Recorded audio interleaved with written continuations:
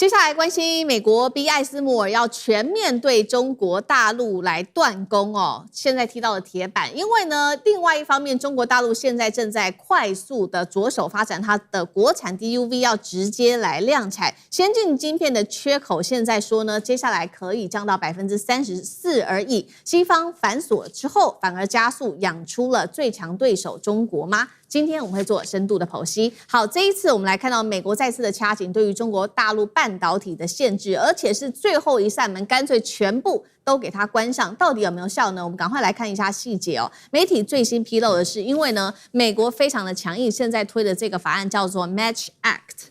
總之，它這個當中特別講的部分，就是說，不只說 EUV 不能賣給中國大陸，是連原本部分仍然可以出口的 DUV 哦。現在 DUV 也確定了，要完全的禁止，都不可以給中國大陸。那中國大陸現在面臨的問題就是，它一定在工廠裡面還是存有這些艾斯摩爾的設備，未來現在可能面對的事情就是說，他買不到新機就算了，這一些原本的舊機也沒有辦法再做升級或者是做維修。最後，美國是希望中國大陸的市場有關於這些光刻機的市場就能夠完全自己來萎縮，但是現在也被爆料說，你美國做這個動作制裁也太慢了嘛。因為呢，中國大陸早就已經開始量產自己國產的浸潤式 DUV 了。來自於路透社7月份做的披露說，這一間是上海國資背景的企業，正在整合大陸的本土光刻技術團隊，開始生產國產的浸潤式 DUV 的設備。而且呢，首批的設備預計在今年就會正式交貨給中芯國際、華虹跟長興存儲等等的大廠。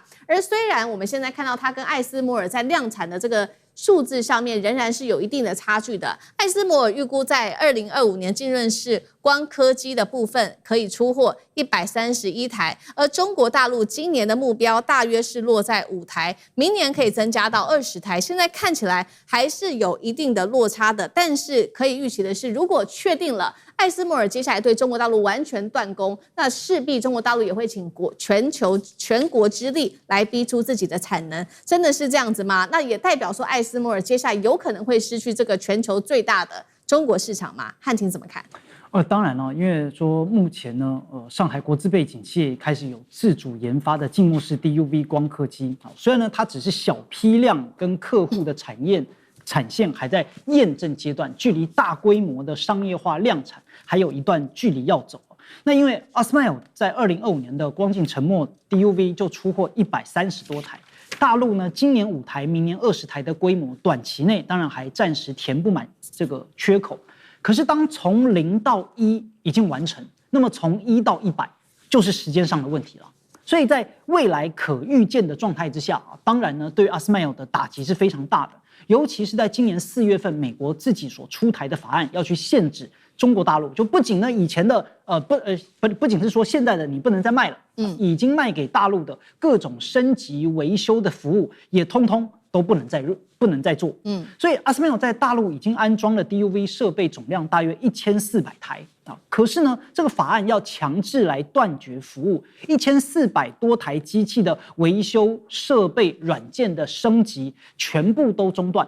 ASML 在財報裡面本來是預估，那這一些未來是要能夠有回收的，是要有利潤的呀，但是表示這些利潤未來通通都不會再有了。而且呢，美國的法律估計也很難再去推翻可能就是要執行。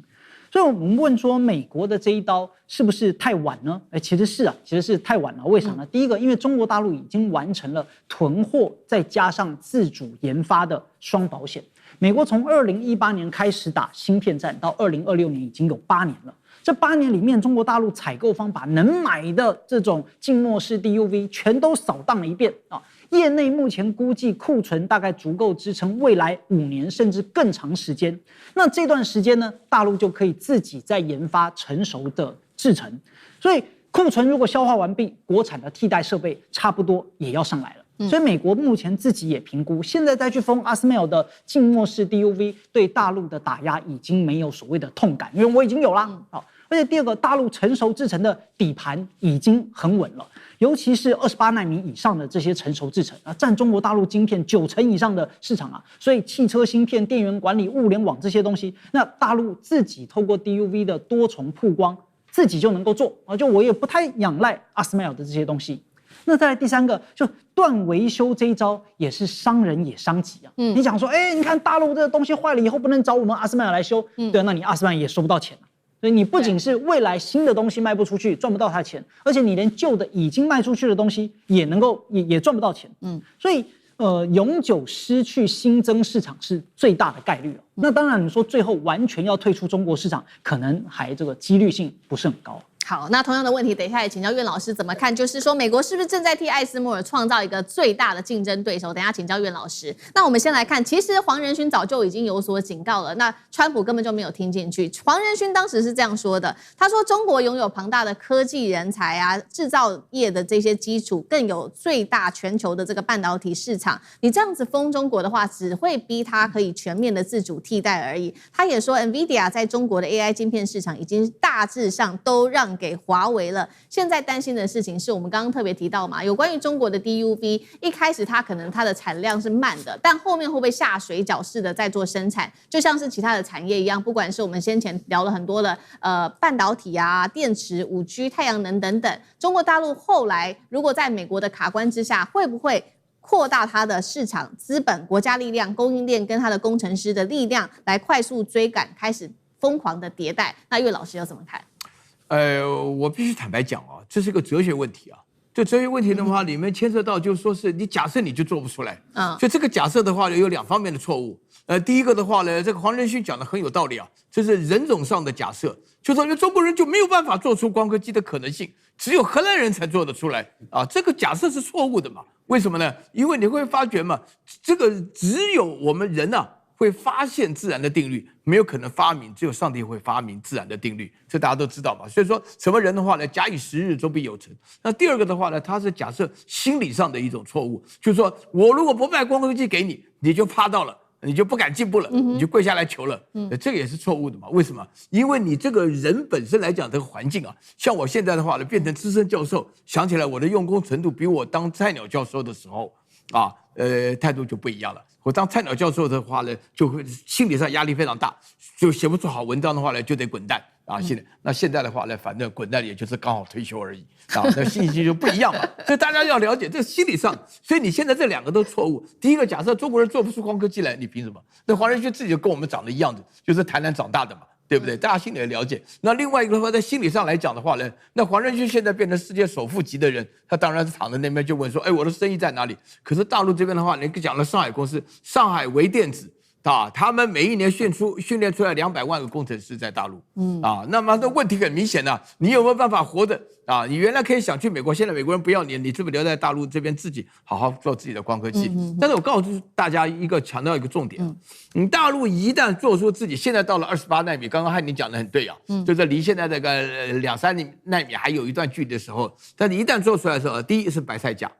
那阿斯麥爾就不要賺錢。然後第二個的話呢，整個維修的話呢，必然是大陸自己的這邊維修，因為你要買比較便宜的光刻機。然後第三點最重要的原因是，請大家不要忘了，大陸在突破的過程當中，永遠是彎道超車、迭代進步，它會做出比這個極端的光 EUV 還要進步的光刻機。甚至於現在的話呢，大家都知道這個濤定律啊，就華為講的濤定律，就是已經突破了摩爾定律的這個整個過程。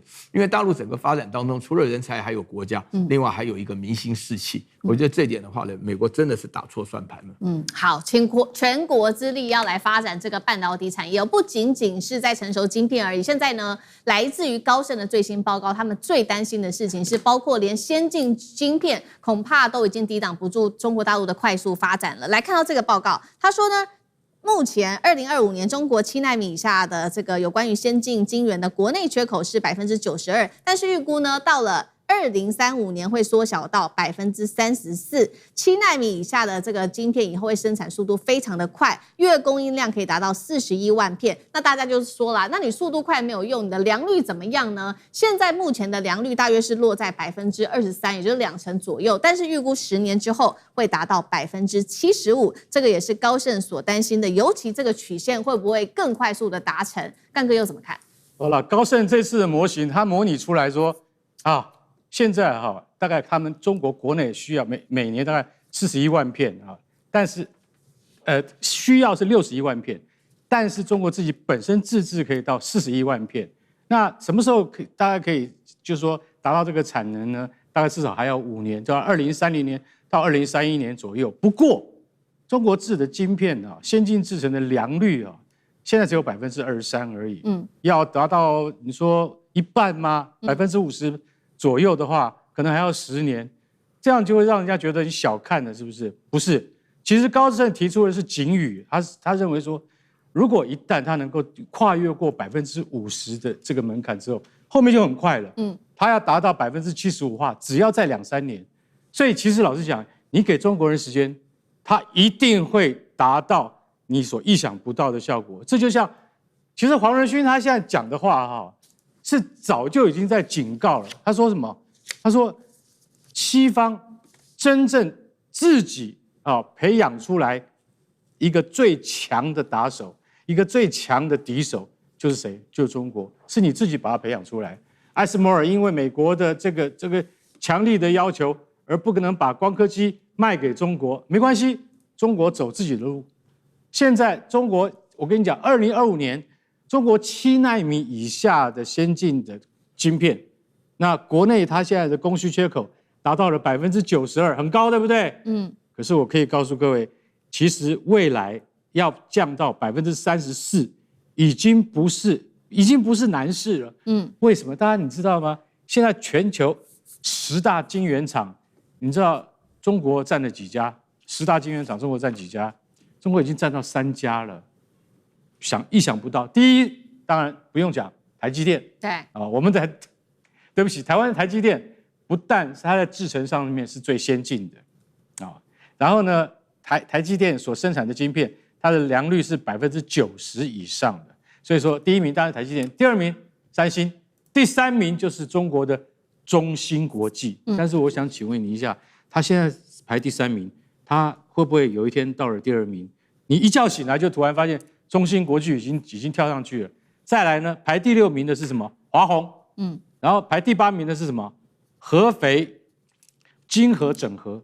然後你就會覺得說，這比較不知名啊，他都已經排到第8名了。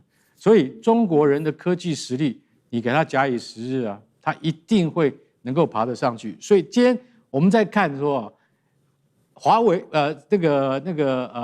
黃仁勳他在5月的時候，他說 NVIDIA 在中國會大致在的 AI 晶片市場都已經讓給華為了，對不對？還有一個最重要的一點，也就是說，一旦中國走出自己的路了以後，那它的性價比一定比艾斯摩爾要讓客戶會覺得，我很喜歡。為什麼？